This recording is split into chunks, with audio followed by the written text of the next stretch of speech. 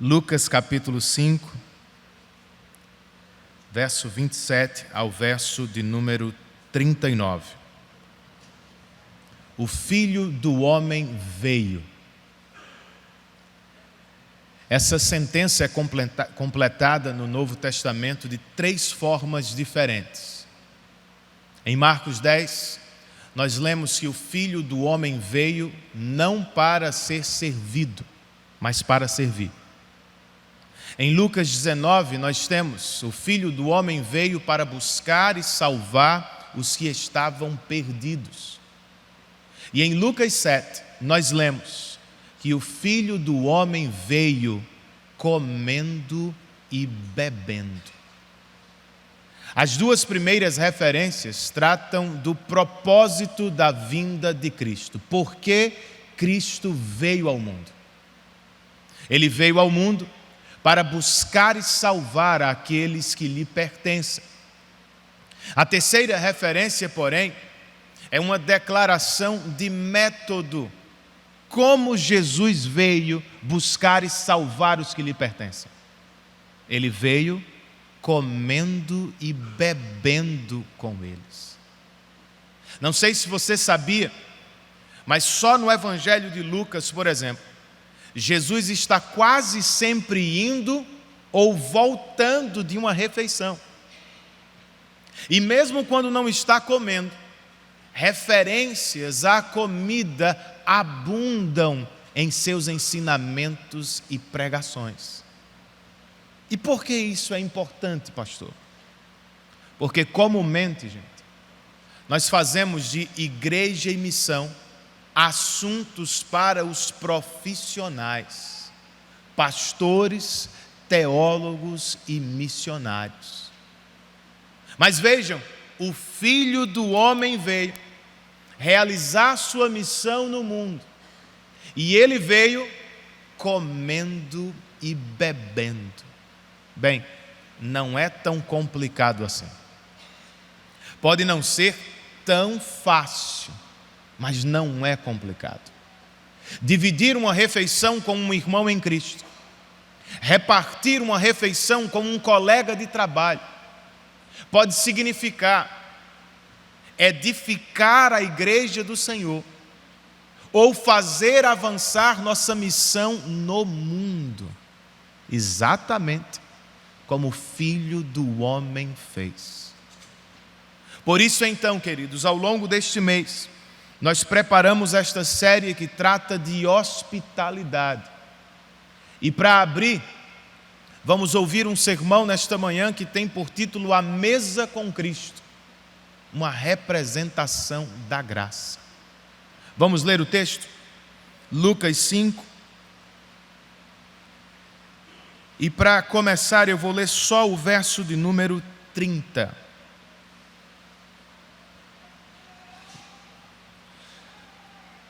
Lucas 5 e verso 30, todo mundo encontrou o texto?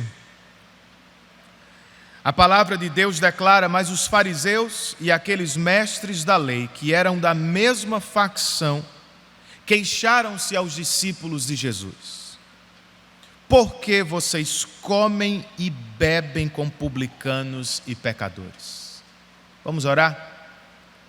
Senhor, nós estamos aqui para te prestar um culto segundo a tua palavra e para a glória do teu nome. E também, ó Deus, como parte deste culto, nós queremos ouvir tua voz. Este é o maior momento do nosso culto, pois é quando tu falas conosco na palavra. Nós cremos nisso e por isso te rogamos nesta hora a assistência de teu Espírito. Eu preciso muitíssimo de ti, Espírito. Meus irmãos também precisam de ti.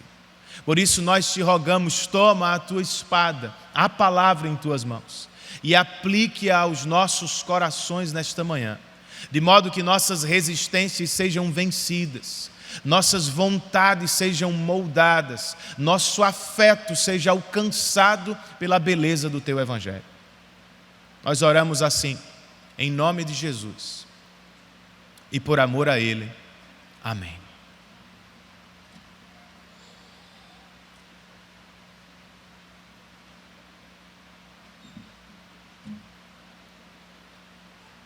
Alguém chamou este capítulo de Jesus faz toda a diferença. É um título apropriado, irmãos, pois com quem Jesus se encontrou aqui, ele mudou radicalmente. Por exemplo, ele disse a Pedro, um pescador frustrado: não tenha medo, de agora em diante você será um pescador de homens. Logo depois, ele tocou um homem que era leproso e o curou, dizendo: seja limpo. Em seguida, estando em uma casa, ele não apenas curou um paralítico, ele também perdoou os seus pecados. E por fim, no texto que vamos estudar, o Filho do Homem se senta à mesa com pecadores, com homens e mulheres que eram marginalizados, e livremente lhes oferece a graça da salvação. Por isso, a mensagem que eu quero enfatizar a partir deste parágrafo, ou do texto que vamos considerar, é esta: a mesa com Cristo, a graça para o pior dos pecadores. Mas que graça é esta, pastor? Ou como a vemos aqui neste texto? Primeiro, eu quero que você considere comigo o convite da graça. Versos 27 e 28. No verso 27 nós lemos: depois disso, Jesus saiu e viu um publicano chamado Levi, sentado na coletoria, e disse-lhe: siga-me. Levi, queridos, que será chamado de Mateus mais tarde, faz parte de um grupo odiado em Israel. Ele é um cobrador de impostos. E por que esses homens seriam odiados? Bem, porque trabalhavam para Roma, eles eram considerados inimigos do povo de Deus. Porque geralmente cobravam mais do que deviam, eram tidos por ladrões. E porque estavam em constante contato com os gentios, eram considerados impuros aos olhos dos religiosos. Ter um cobrador de impostos em casa significava torná-la impura aos olhos de Deus, pensavam os religiosos. E aqui está Jesus convidando exatamente um cobrador de impostos. Sua resposta, verso de número 28. O texto diz que Levi levantou-se, deixou tudo e o seguiu. Por quê? Um comentarista nos diz que de todos os discípulos, muito provavelmente Levi foi quem mais perdeu. Um pescador, por exemplo, podia voltar à pesca a qualquer hora. Um cobrador de impostos teria perdido seu emprego aqui para sempre. Ainda assim, este homem ouviu o chamado de Jesus, se levantou, deixou tudo para trás e o seguiu, porque muito provavelmente já estava vivendo sob a convicção de seus pecados. Não foi a primeira vez que ouviu Jesus falar. Quem sabe, como Pedro, Levi o acompanhava à distância, o ouvia de longe, e talvez acalentasse no coração o desejo de estar perto, mas pensasse: quem receberia um cobrador de impostos? Quem comeria como um homem como eu? Quem me receberia para um jantar? Jesus. O Senhor ouviu sozinho na coletoria de impostos e o chamou: siga-me. A alma cansada deste homem não resistiu. Seu coração pesado não conseguiu ficar ali. Simplesmente ele se levantou e partiu sem saber como seriam seus próximos dias. Mas crendo que em Cristo ele teria tudo o que mais precisava na vida. E você? Você já encontrou tudo o que anda procurando na vida? Ou será que ainda não? Levi é uma espécie de foto de todos nós. Porque como ele, nós também temos noções do que seria a vida realizada, a vida feliz. Bem, se tivéssemos tudo isso, se conquistássemos tudo aquilo, seríamos plenamente felizes e realizados. O problema é que às vezes nós conquistamos e não nos vemos felizes. As coisas perdem o sabor, a cor. E de repente, irmãos, nos vemos insatisfeitos com a vida ou insatisfeitos com o que já temos. E agora? Pode ficar pior. Se no processo de conquistar o que queremos, pisamos pessoas. Se ao longo do caminho para ter o que gostaríamos de ter, sacrificamos pessoas, como Levi fez. Não apenas vamos ficar infelizes, nós vamos ficar pesados de culpa. Sim, conquistamos o que queríamos, mas a que preço? Como está meu casamento? Como andam meus filhos? Meus relacionamentos? Como vai meu relacionamento com Deus? Então vejam, às vezes você não fica apenas infeliz com o que conquistou, você se sente pesado pela maneira como conquistou. Era assim que este homem estava. E pode ser assim que você veio adorar nesta manhã, com o coração meio perturbado, com a alma pesada. Quem sabe você tem andado sozinho no seu interior e pensando seriamente sobre isso. A melhor coisa que pode lhe acontecer é o convite da graça de Deus. O mesmo Jesus que passou pelo trabalho de Levi e o chamou, siga-me, pode estar passando aqui nesta manhã e chamando você. Este convite da graça, irmãos, é o que chamamos na teologia de chamado eficaz. Antes dele temos a doutrina da eleição de Deus, a livre e soberana escolha dele. Percebam, muito antes de Levi escolher seguir a Cristo, Deus havia decidido salvar Levi. Mais tarde, Jesus diria aos seus discípulos: não foram vocês que me escolheram, mas eu os escolhi.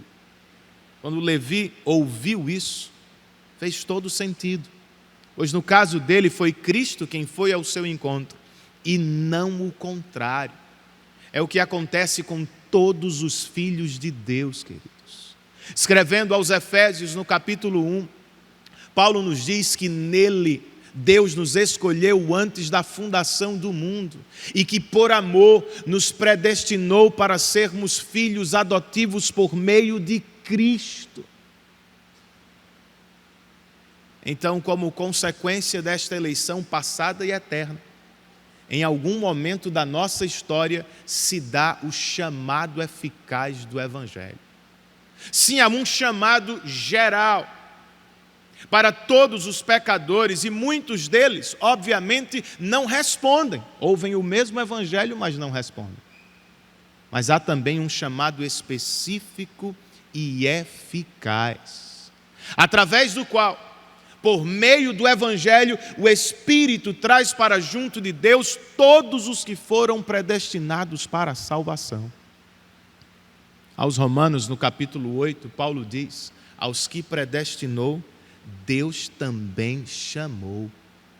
E nosso breve catecismo ensina que este chamado eficaz se dá por obra do Espírito, que no nosso interior nos ajuda a perceber nossa miséria e nos habilita ou ajuda a abraçar Cristo, que nos é oferecido livremente no Evangelho. Foi o que aconteceu com Levi aqui. E é o que acontece com todo verdadeiro crente. Nós ouvimos a voz do Espírito, pregada no Evangelho, e nós respondemos. Que resposta é essa? Bem, no caso de Levi, o texto nos diz que ele deixou tudo para trás e seguiu Jesus. Deixar tudo para trás é o arrependimento que Deus espera de nós. Seguir a Cristo é a fé que devemos depositar nele por toda a vida. Levi, irmãos, deixou tudo para trás, a sua antiga maneira de viver, mesmo sabendo que haveria custo. E ele seguiu a Cristo. De novo, crendo que no Senhor ele teria tudo que sua alma mais precisava. Você já fez esse caminho antes? Se o Espírito estiver lhe falando no coração, levante-se, abandone a sua antiga maneira de viver longe de Deus e siga a Cristo com fé. Embora as promessas deste mundo pareçam valiosas e verdadeiras, elas são fracas e passageiras. O convite de Cristo, porém, não é só gracioso, ele é poderoso e totalmente capaz de satisfazer nossa alma. É o que temos aqui, queridos, em primeiro lugar, o convite da graça de Deus. Até aqui eu lembrei. Vamos ver se eu lembro do resto. Em segundo lugar, eu quero considerar com vocês a mesa da graça do Evangelho.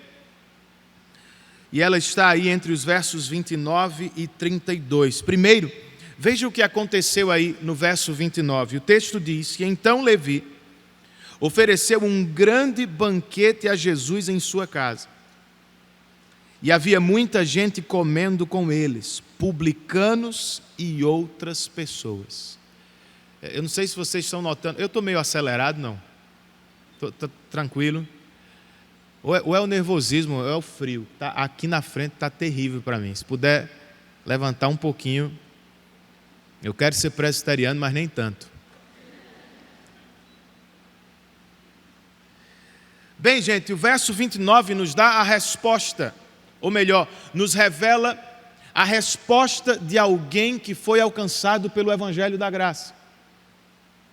O homem que foi recebido por Cristo, agora também recebe Cristo em sua casa. Ele abre sua casa para o Senhor e lhe oferece uma refeição. E tem um detalhe, Jesus não é o único convidado desta festa, vocês viram? Levi também chamou outros cobradores de impostos, outros pecadores que, como ele, precisam da graça de Deus. E é aqui que surge um problema. Verso de número 30, o verso que lemos. Os fariseus e aqueles mestres da lei, que eram da mesma facção, queixaram-se aos discípulos de Jesus. Por que vocês comem e bebem com publicanos e pecadores? Percebam um detalhe. O problema dos fariseus não é a festa. Eles sabem que o reino de Deus é retratado muitas vezes como festa. O problema deles é a lista de convidados. Se Jesus fosse de verdade o Messias, não receberia, não sentaria à mesa com cobradores de impostos, com inimigos de Israel.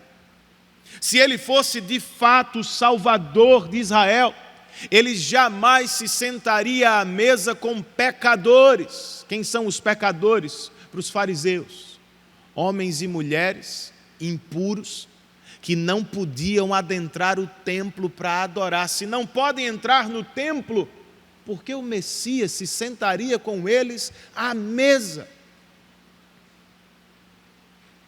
A resposta de Jesus, versos 31 e 32. Jesus lhes respondeu: não são os que têm saúde que precisam de médico, mas sim os doentes. Eu não vim chamar justos, mas pecadores ao arrependimento. Veja aqui uma declaração de missão. Porque Jesus veio ao mundo. Porque Cristo se encarnou entre nós, queridos. Bem, Ele veio porque é um médico que quer curar doentes. Ele veio para salvar pecadores e chamá-los ao arrependimento. E isso é chocante para os fariseus, porque para eles a salvação é uma conquista que se dá pela separação do que é impuro ou pecaminoso. Você se aparta destes, daqueles, daquilo, e faz então o seu melhor para merecer a bênção e a salvação do Senhor. Para Cristo, no entanto, não. A salvação é uma oferta de Deus, feita a homens e mulheres injustos e pecadores. E ela pode ser experimentada não por separação, mas por associação com Cristo. O médico que veio curar doentes, o justo que veio morrer pelos injustos. Então, em Cristo, a mesa da graça de Deus está aberta para todos os pecadores. Esse ensino de Cristo coloca de cabeça para baixo a perspectiva religiosa dos fariseus. Porque para eles, queridos, a salvação era vista como uma escada. Você precisa subi-la por seu esforço próprio. E eles gostavam de contemplar a posição que tinham em comparação àqueles que estavam embaixo. Nós somos melhores do que os publicanos e os pecadores. O mesmo vale para a salvação secular, sabia? As pessoas aí fora podem não perguntar: o que devo fazer para ser salvo? Mas todas elas estão em busca de algo que pode realizá-las, completá-las e torná-las felizes inteiramente. Todo mundo está em busca de fazer algo para receber algo. Bem, se ao menos eu tivesse isso, eu seria feliz. E para ter isso, eu preciso tomar este caminho. E se algumas pessoas estão no caminho, eu preciso removê-las. E se eu não consigo o que quero para ser feliz, então eu vou sofrer na vida. Religiosos e não religiosos, às vezes estão trabalhando do mesmo modo, em busca de uma autossalvação que não vai funcionar. Se sua salvação existencial depende de ser bem-sucedido e você fracassa no trabalho, você está condenado.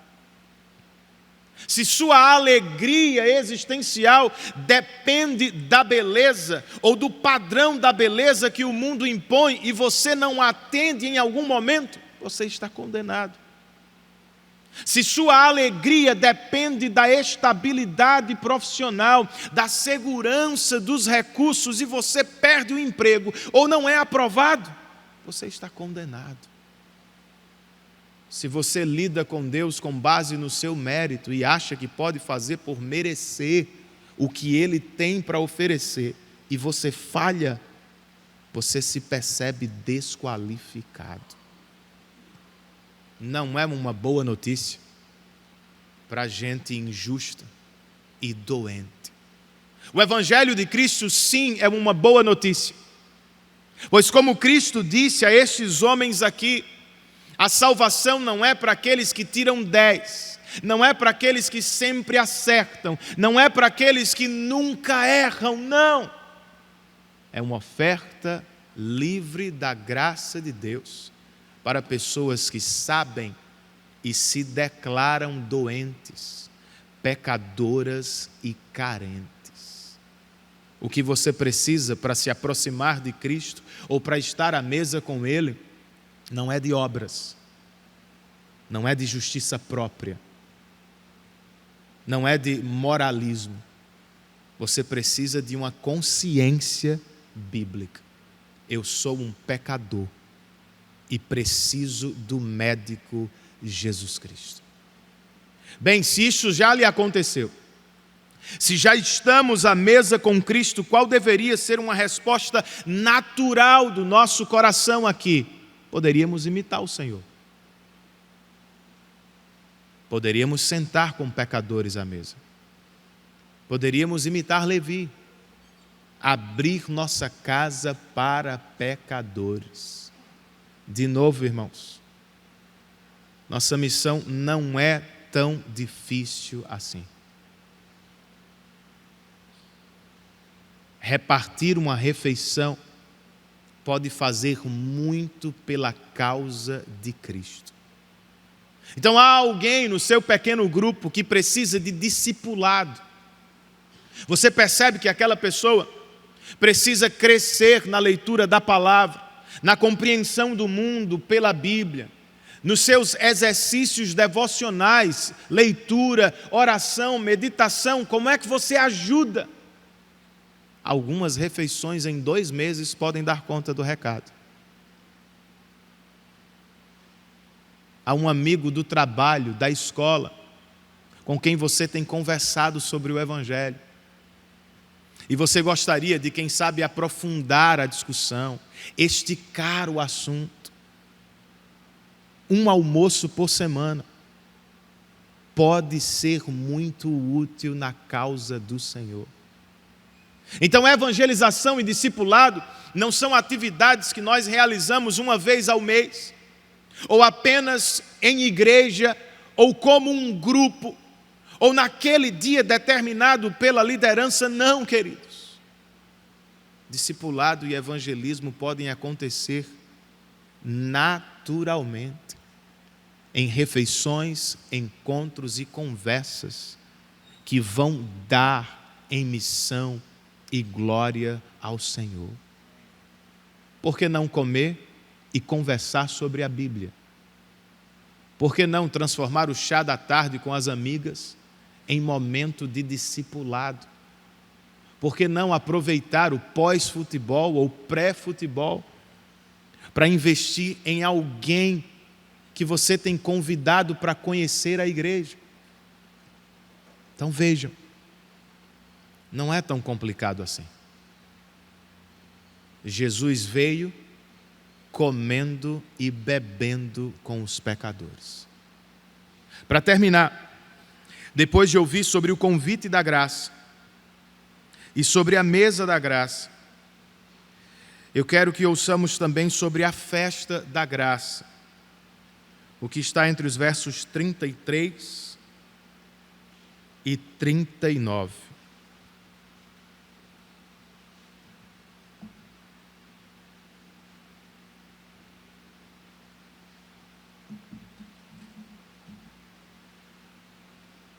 No verso 33 nós lemos: e eles lhe disseram, os mesmos fariseus do parágrafo anterior: os discípulos de João jejuam e oram frequentemente, bem como os discípulos dos fariseus, mas os teus vivem comendo e bebendo. Percebem o que está acontecendo? Primeiro, os fariseus criticaram Jesus porque ele comia e bebia com pecadores. Quem faria isso?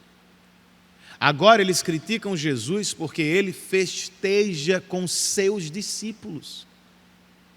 Os discípulos de João e os discípulos dos fariseus jejuam, mas os teus discípulos vivem comendo e bebendo. Para os fariseus, jejum era uma prática de tristeza e de piedade máxima. E para se andar com Deus, tinha que se viver em jejum, na visão ascética da vida deles. Para ser espiritual, você precisa ser triste. Você não pode se alegrar em momento algum. Será que eles estão certos? Ou será que com Cristo não tem mais jejum? Não se deve mais se afastar de festas, comida e bebida? Bem, a resposta de Jesus está no verso 34 e 35. Jesus respondeu: podem vocês fazer os convidados do noivo jejuar, enquanto o noivo está com eles? Mas virão dias quando o noivo lhes será tirado, e naqueles dias jejuarão. A resposta de Jesus tem um não e um sim. Não. Não é hora de jejuar agora. Por que não? Porque Jesus não é apenas o médico que veio curar pecadores doentes. Ele é o noivo que veio buscar sua noiva. Em uma festa de casamento, devia ser proibido jejuar. É hora de comemorar, celebrar, comer e beber na presença do Senhor. Então, não é hora de jejuar. Mas sim, eles vão jejuar quando o noivo lhes for tirado. Em breve eles vão jejuar, fariseus, de saudades do noivo. Para enfatizar seu ponto, ele conta uma parábola. Versos 36, 7, 8 e 9. Ninguém tira um remendo de roupa nova e o costura em roupa velha. Se o fizer, estragará a roupa nova. Além do que o remendo da nova não se ajustará à velha. E ninguém põe vinho novo em vasilha de couro velha. Se o fizer, o vinho novo rebentará a vasilha, se derramará e a vasilha se estragará. Ao contrário, o vinho novo deve ser posto em vasilha de couro nova. E ninguém, depois de beber o vinho velho, prefere o novo, pois diz: o vinho velho é melhor. Qual é o ponto dessa parábola, gente? Quando alguns pastores surgem com novos movimentos aí, ou jovens líderes querem implementar uma novidade na igreja, geralmente eles usam esse texto. Eles dizem: eu tenho vinho novo. Então nós precisamos de uma vasilha nova, ou de uma igreja nova. Vejam, fora do contexto, esse texto pode ser usado para justificar quase qualquer coisa que queremos fazer na igreja. Mas não é o ponto de Jesus. Qual é o ponto de Jesus para os fariseus? O que Jesus tem para oferecer é vinho novo. Mas nem todo mundo quer receber. Algumas pessoas não querem trocar de roupa completamente, querem colocar pedaços de Jesus sobre a própria roupa. Outras não querem abandonar suas vasilhas velhas. Querem o vinho de Jesus, mas querem continuar com suas vasilhas velhas. Jesus diz: não dá. Mas por que é que elas não querem o novo? Porque, como pensamos, o vinho velho é sempre melhor. Sempre. Qual foi o primeiro milagre que Jesus operou, gente? Ele transformou o quê? Água em vinho. E o vinho novo, naquela ocasião, foi declarado melhor do que o velho. É o ponto do Senhor. Vocês não podem receber o que têm se não abandonarem o que têm. Não dá para misturar minha roupa com a de vocês. Não dá para colocar a mensagem da salvação na garrafa velha de vocês. Vocês precisam abandoná-la por completo. Então, falando de jejum especificamente, a questão não é nenhum jejum. Os discípulos de Jesus vão praticar algum jejum, mas é um novo jejum. Pois o rei já veio, e sim, ele vai partir, mas o poder de seu reino vai permanecer entre eles. Eles não o experimentaram plenamente, mas já o experimentaram em parte. Então não é só um jejum por tristeza, ou muito menos meritório. É um jejum por deleite. por prazer, é um jejum de saudades. Então, pastor, afinal, que horas são? É hora de jejuar ou é hora de festejar? É hora de fazer as duas coisas, meu. Como os discípulos de Jesus aqui, nós podemos festejar a graça. Porque foi Jesus quem nos prometeu: eu jamais os deixarei órfãos. Foi Ele quem também nos disse: eis que estou convosco até o fim dos séculos.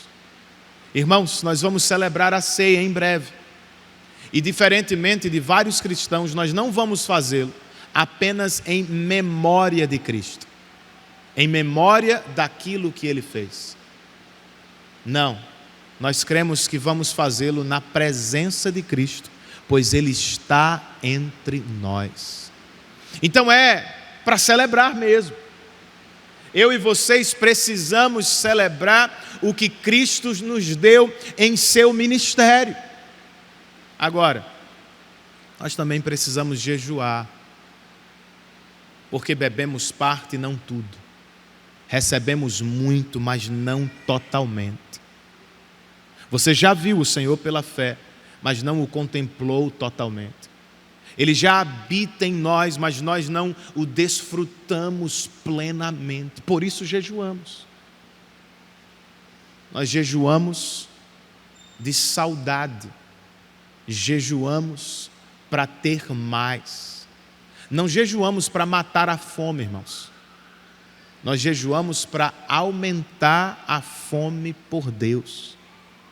Nós não nos reunimos aqui aos domingos para resolver esse problema. Nós nos reunimos para aumentá-lo, para criar mais fome, para despertar mais paixão, para acender o fogo do amor pelo Senhor. Então nós nos afastamos de comida, bebida, entretenimento, lazer, às vezes trabalho, para estar com o nosso amado e aumentar nosso amor por Ele. Agora, por que não jejuamos tanto? Por que não jejuamos mais? Em uma outra parábola, a parábola do banquete, aqui também em Lucas, Jesus conta que alguns convidados não atenderam ao seu convite. Ele armou um banquete, mandou chamar pessoas e estas não vieram. Uma disse assim: eu não posso ir, porque acabei de adquirir uma nova propriedade. Outra disse: eu não posso ir, porque acabei de comprar 5 juntas de bois.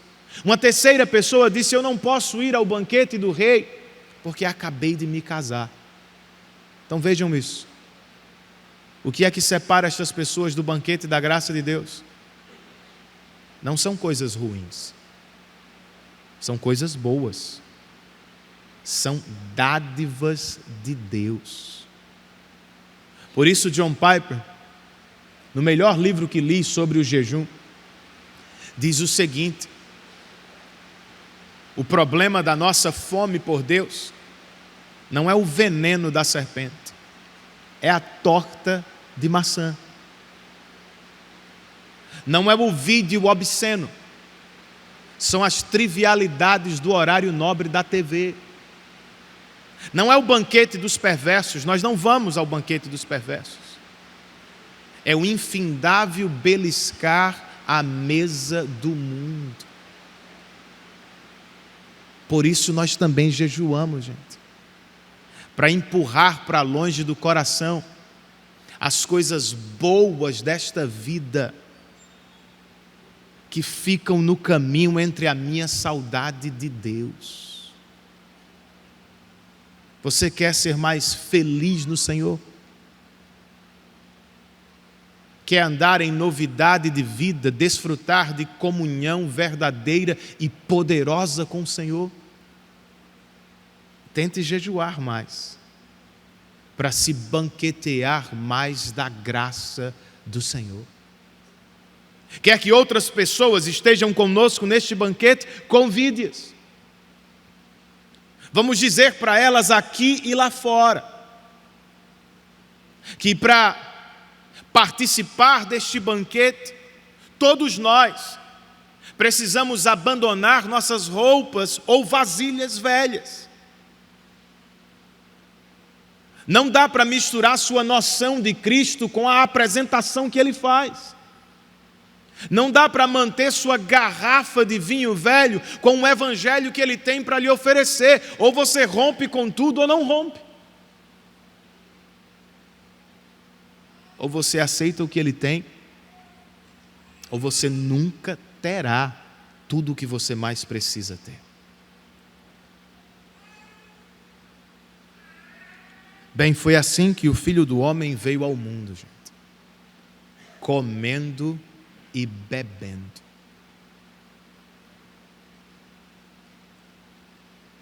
Talvez seja bem diferente da ideia que temos de missão, né? De ir para o outro lado do mundo, de aprender uma nova língua, entrar em uma nova cultura, tudo isso também é possível. Mas o que os missionários Levi e Bruna estão fazendo lá na África não é tão diferente do que eu e vocês podemos fazer em João Pessoa. Lá na aldeia dos Fulas, eles estão comendo e bebendo com os africanos, na esperança de aproveitar as oportunidades para pregar o Evangelho. Vamos fazer a mesma coisa, gente. Vamos abrir nossas casas e vidas para receber irmãos mais fracos na fé que precisam crescer, para investir em amigos e familiares que precisam ouvir o Evangelho. Vamos fazer isso. Vamos anunciar que o médico já veio para curar os doentes, que o noivo veio para buscar a sua noiva e que a cura e o resgate se deram no mesmo lugar, na cruz do Calvário. O médico se entregou no lugar dos doentes. O noivo deu a própria vida para resgatar a noiva. Então vamos celebrar isso.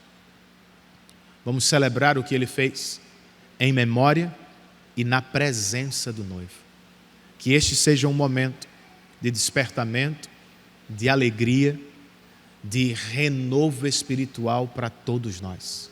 Curve a sua cabeça, feche os seus olhos e prepare-se para a mesa do Senhor, orando, confessando seus pecados e buscando a bênção dEle.